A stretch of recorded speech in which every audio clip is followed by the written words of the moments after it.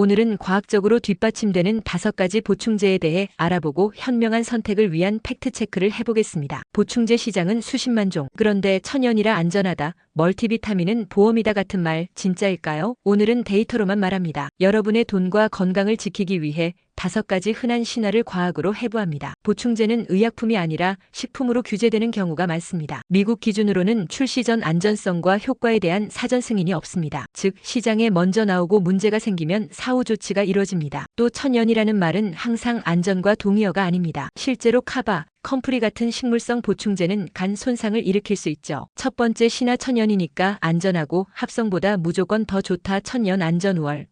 사실은 영양소의 화학적 동일성이 핵심입니다. 예를 들어 비타민C의 경우 보충제의 아스코르빈산은 음식 속 아스코르빈산과 생체 이용률이 동등하다는 근거가 명확합니다. 반대로 예외도 있습니다. 비타민 E는 자연형과 합성형의 활성도가 다릅니다. 동일 미리그램 기준으로 자연형이 더 활성적이어서 국제 단위 환산이 다릅니다. 그리고 다시 강조합니다. 천연 표시는 안전의 보증이 아닙니다. 일부 식물성 성분은 약물 상호작용 간독성을 일으킬 수 있습니다. 한 줄 결론 의견. 천연이라서가 아니라 무엇 얼마 어떻게가 안전과 효과를 좌우합니다. 성분별 근거와 품질을 우선 확인하세요. 두 번째 신화 멀티비타민은 누구에게나 수명을 늘리고 질병을 막아준다. 가장 큰 질문, 장수질병 예방에 도움이 되느냐? 미국 예방서비스특별위원회는 비타민 미네랄 보충제가 일반 성인의 심혈관 질환암 예방에 도움이 부족하거나 없고 베타카로틴 비타민 E는 권고 반대로 결론 냈습니다. 최근 2024년 대규모 세계 코호트 39만 명을 20년 추적한 연구에서도 일상적 멀티비타민 복용은 사망률 이득이 없었습니다. 다만 인지 기능과 관련해선 다른 그림도 있습니다. 코스모스 계열 무작위 시험에서 60세 이상에서 멀티비타민이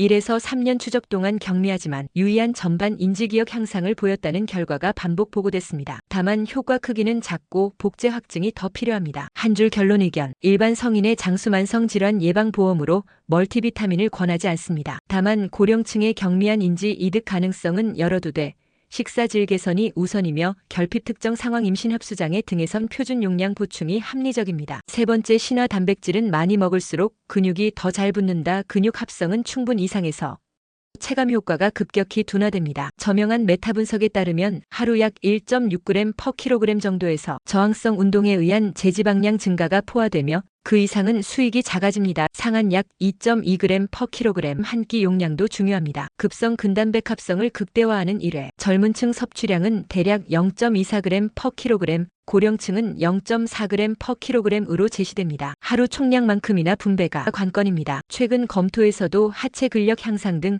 일부 수행 지표엔 1.6g/kg/일이 유리할 수 있으나 마구 올리는 것보다 총열량 수면 훈련 자극이 더 큰 변인입니다. 한 줄 결론 의견. 대부분의 트레이닝 인구의 1.6g/kg/일 전후 한 끼, 0.3에서 0.4g/kg 균 등 분배가 효율 현실의 최적점입니다. 많이보다 맞게 드세요. 네 번째 신화 오메가3 캡슐은 누구에게나 심장병을 줄인다. 일반 인구 1차 예방에서는 대형 무작위 시험에서 총심혈관 사건 감소에 유의한 이득이 없거나 제한적이었습니다. 그러나 트리글리세라이드 높고 스타틴 복용 중인 고위험군에서는 그림이 달라집니다. EPA 단일제 을쓴 리듀스 이 시험에서 주요 사건이 25% 감소했습니다. 반면 EPA-DHA 혼합 고용량을 쓴 스트렝드는 무효였습니다. 제형 용량 대상 차이가 핵심입니다. 최근 리뷰 후속 분석도 EPA 단일제의 혜택과 혼합제의 미비한 효과 간 불일치를 재확인합니다. 즉, 모든 PC 오일이 같은 게 아닙니다. 한 줄 결론 의견. 일반인에게 심장보험 캡슐은 아닙니다. 고중성 지방 스타틴 중인 환자라면 의사와 상의해 의약품 등급 EPA 단일제 적응증을 검토하는 것이 근거에 맞습니다. 시기로는 생선 섭취 개선이 1순위. 5번째 신화 비타민 D는 누구나 고용량을 먹어야 면역 암골절 을 예방한다. 가장 큰 기대는